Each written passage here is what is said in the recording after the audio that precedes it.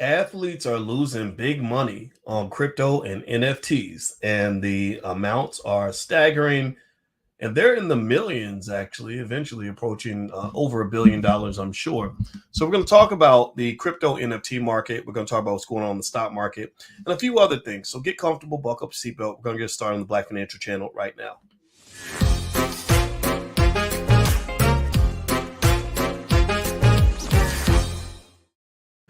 Hello, everybody. Welcome to the Black Financial Channel. That's theblackfinancialchannel.com. My name is Dr. Boyce Watkins. I'm your friendly neighborhood finance professor. On the Black Financial Channel, we talk about Black wealth and Black economics every single day, sometimes as much as 10 times a day, under one condition. The condition is that we are Black first. Black first means we put our community at the top of our priority list. Black first means that we care about our children. Black first means we educate our people. Black first means we break generational curses. We don't continue them. Black first also means that we understand Black wealth is Black power. If you agree with this philosophy, put a B1 in the chat, hashtag B and the number one. That is the Black First ideology. So if you agree with that, go ahead and put your B1s in the chat. Hey, Mary Jane. Hey, Anthony Scott. Hey, Sherelle Cooper. How are you? Good to see you. Sherelle says that's really sad, dear. Yeah, it is sad. So in fact, let me jump right into this. So how many of you, I'm really curious, how many of you actually have bought either NFTs or crypto or anything like that in the last few months? How many of you have bought NFT? How many NFT crypto investors are out here? And if you're not an NFT investor or a crypto investor, put no in the chat.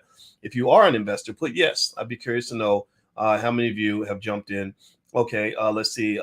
Let's see. Mary Jane says, I'm fine. Thanks for asking. Good. I'm glad to hear that. Jewish, let's see here. Jewish man told us NFTs and cryptos are not good. Well, remember, there's nothing magical about Jewish people. They're nice people, I'm sure, but you remember, Black people. I think the Black people are magical. So it doesn't mean that the person's wrong. It just means that there's nothing special about them being Jewish. That means that what they're going to say is absolutely correct. But shout out to the Jewish community for building cultural wealth in a way that's actually exemplary, and I respect that. Sorry. So anyway, so here's what got my attention today. So I was driving home. Excuse me. I had to go pick up my son from the University of Louisville, and I drove him home today from Kentucky. And during that time, my beautiful wife, sent me a screenshot of something that I thought was worth discussing on today's podcast. And it is kind of just a little glimpse of some of these athletes and how much money they have lost on NFTs and crypto and everything else. And I'm going to share this. This is on my Twitter. My Twitter is the Real Boyce Watkins. I know it's not completely big. I'm going to take my face off of here if I can to see if you guys can read a little bit better. But anyway, and I'm going to read some of this to you. So some of the names on here, there is Trevor Lawrence, who's in the NFL. He's lost $24 million on crypto. Let's see here. You go down the list. The next one is there is another NFL star that lost about $1 million named Sean Culkin. Russell Okung lost $6.5 million. And I'm not sure if Russell's the guy who actually got his whole paycheck in Bitcoin. I'm going to talk about that in a minute.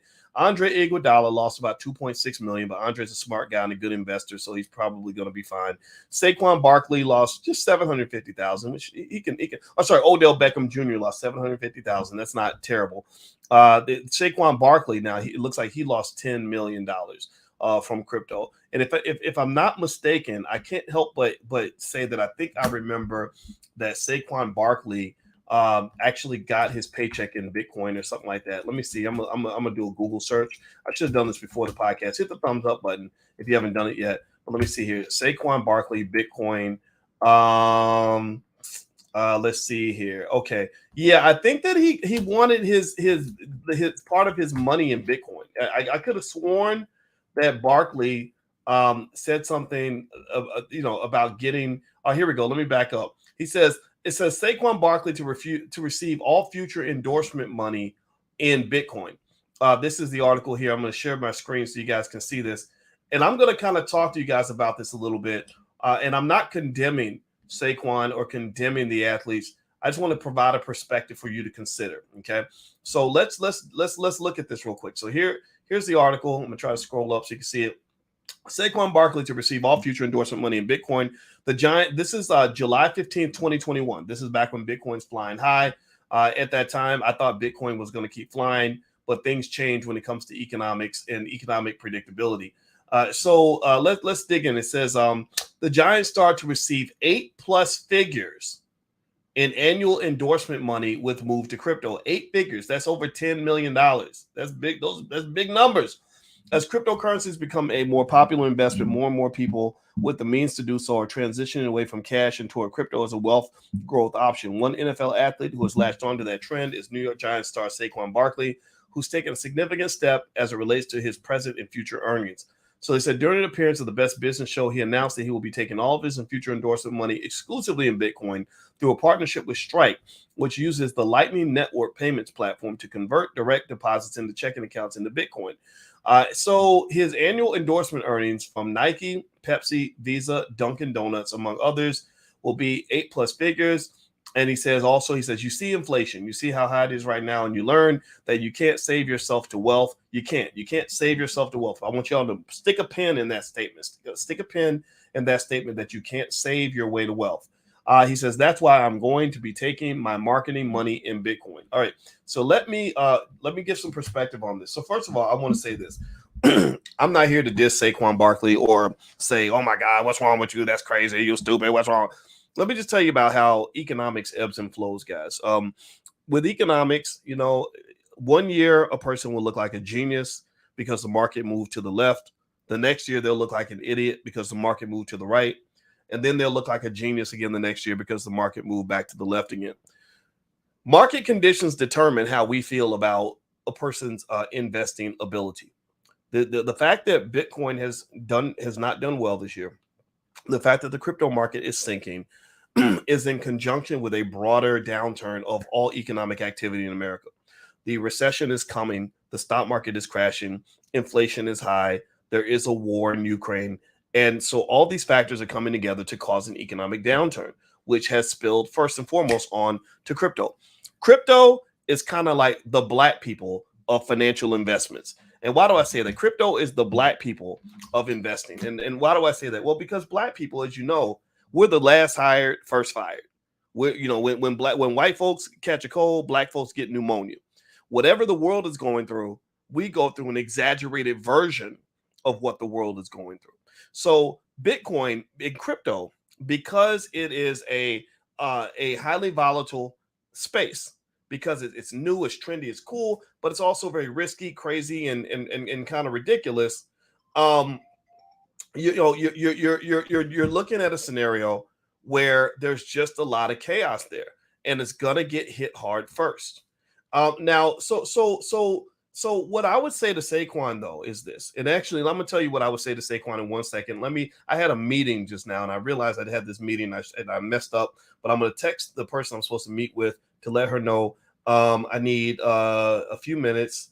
So give me a second here. All right, I just sent her a text. Sorry about that, guys. And so with Saquon Barkley, what I would say to him, what I would have said to him back in July is I would have said, okay, getting all your money in Bitcoin is really risky. Bitcoin is a messy, volatile asset. Bitcoin is an asset. See, with the stock market, when I was doing my PhD, all I did was study stock market data. I looked at 120 years of data, and you had different scenarios. You could see how the market reacts in certain conditions. You could analyze certain companies. We were in there analyzing the financial body of the stock market the same way a surgeon goes through and studies the human body. You can look at the lungs and the ribs and every part of the body and analyze every piece. How does it respond to heat? How does it respond to cold? What happens when you catch COVID and then you get better, right? We can look at all that. So we can look at the stock market the same way. We can look at how the market reacts after a recession. How do you predict a recession? How do you know which stocks tend to get hit the worst with a recession? Like, we had all this data. We have over 100 years of understanding of how the market works. With Bitcoin, we don't have none of that. We have nothing. We have about a decade.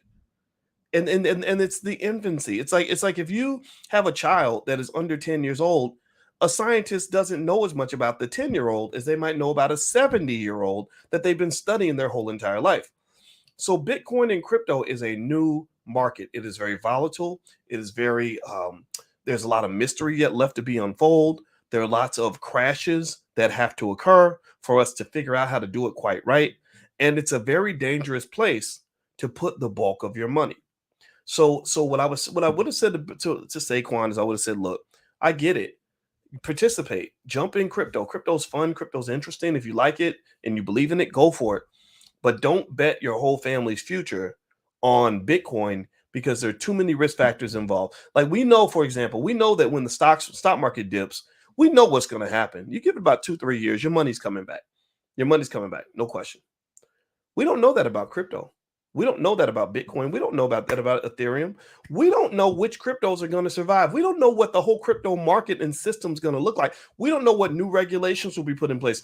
Remember, Celsius is a crypto stake platform. Celsius was operating like a bank without a banking system to back it up. So Celsius got to the point where they're going down and they took people's money with them. The last time I checked, Celsius was not giving people their money back.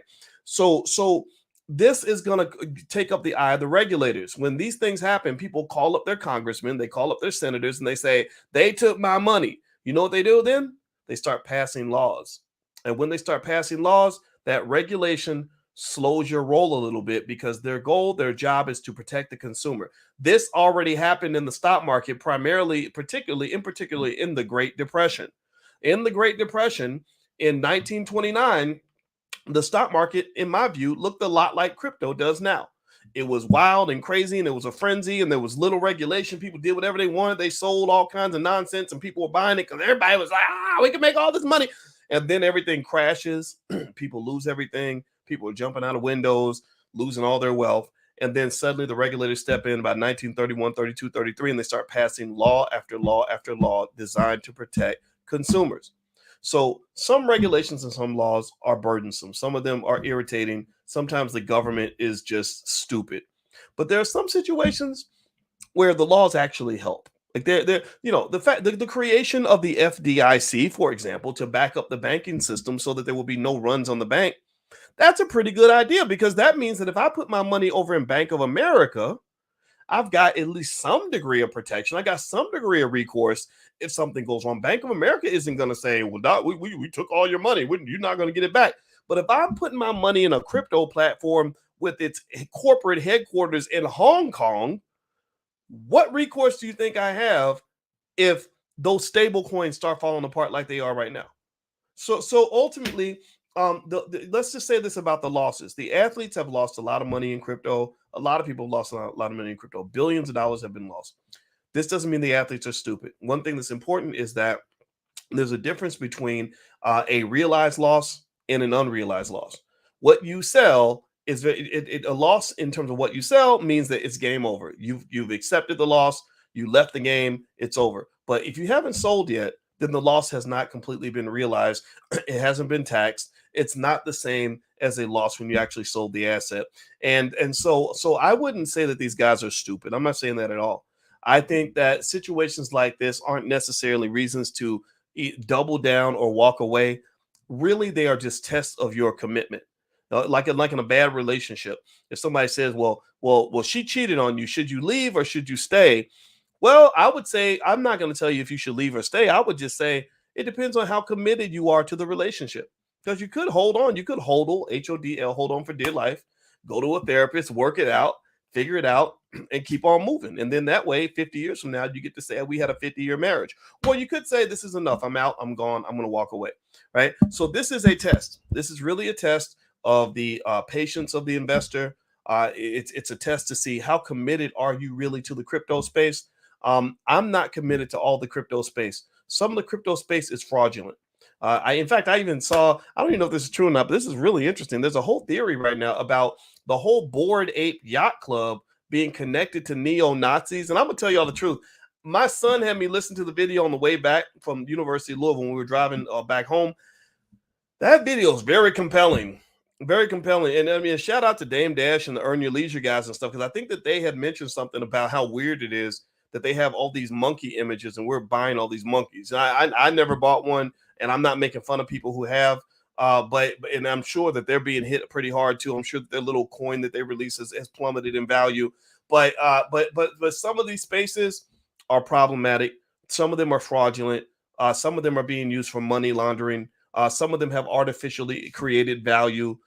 Some of them are being pushed up maybe by the entertainment industry with certain entertainers promoting stuff and pumping stuff out.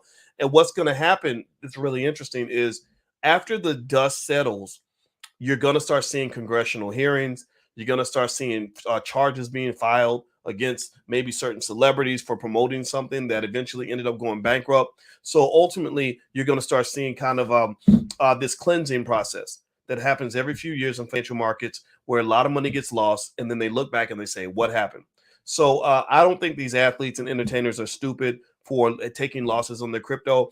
Andre Iguodala, for example, I think is a brilliant guy. I think he's incredibly smart. I'm sure Andre has 50 other investments that are doing just fine. And that's the thing about investing. This is why you spread your money out. Because if you spread your money out, then you're not crying because Bitcoin took a dive. You're just looking at it. You're saying, "Oh, we lost a lot of money on Bitcoin, but we made money here and here and here and here and here." That's what they call diversification, not putting all your eggs in one basket. So I love crypto. I think crypto is cool. I think crypto has a future, but do not be a sucker and put the bulk of your wealth in crypto. Don't be one of these people sitting on TV talking about I sold my house and got all of it in Bitcoin. Well, then you're asking for a disaster. You're asking for economic pain. You're asking to lose everything because and when that happens, you can't look at anybody else but yourself because you set yourself up to be a sucker. Don't be a sucker. Just be smart. Got it? We're going to be smart. Give me a yes in the chat if we're going to be smart investors and not go out here and do crazy stuff. All right, guys. I'm going to get out of here. But just to remind you, don't forget July 7th, we begin the next Black Wealth Bootcamp, which is going to focus solely on what I call the prime, the passive recurring income machine, where I will spend 4 weeks showing you exactly what I do to sell covered calls to generate income for my family every week. Basically, there's a process I use to pick the right stocks I want to use, how I determine the risk level of those stocks, how I decide what to do when the time period expires and rolling over the options and all that. So it's all about stock options, but not on the buy side. I already did a buy side program. Now we're going to focus heavily on the sell side, not on the side where you're picking up risk. We're going to the side where you actually reduce the risk and turn that into income. So if you'd like to go check it out, feel free to go to boycewatkins.com, take a look, and it's right there at the top. And you can decide if you'd like to join us on July 7th or not. All right, guys. So I'm out of here. I love you. I hope you guys have a great day. I hope you make $1 trillion. And I will talk to you soon. Take care. Bye-bye.